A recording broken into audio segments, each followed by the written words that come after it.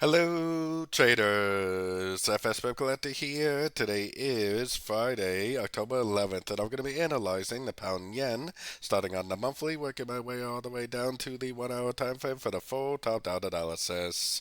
So on the pound yen, I still think this is the end of a wave 3. If that's the case, I still think this is now in a wave 4. I'm looking at the 50% for a likely area to end this wave 4 and potentially go back up for a wave 5. So let's keep that in mind. Let's head down to the weekly time frame.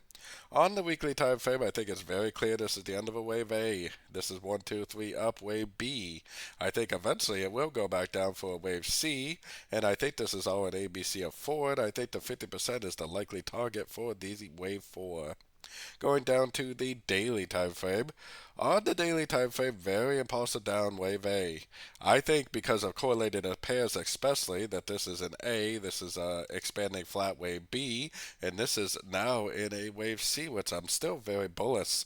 I still think it needs to go up to the 138, 123 area to finish this wave B before it goes down for the wave C, just like what I showed on the weekly time frame.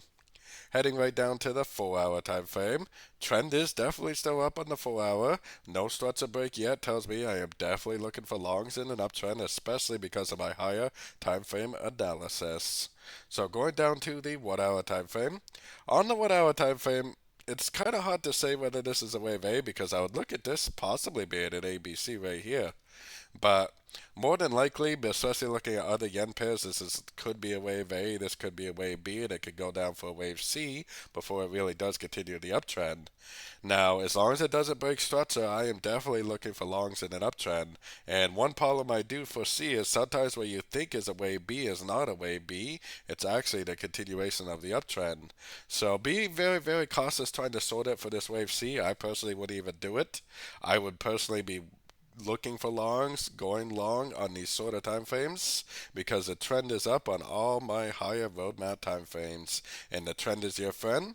So I definitely, even if it goes down and makes a wave C, I will not be going short. I'll be waiting for more longs.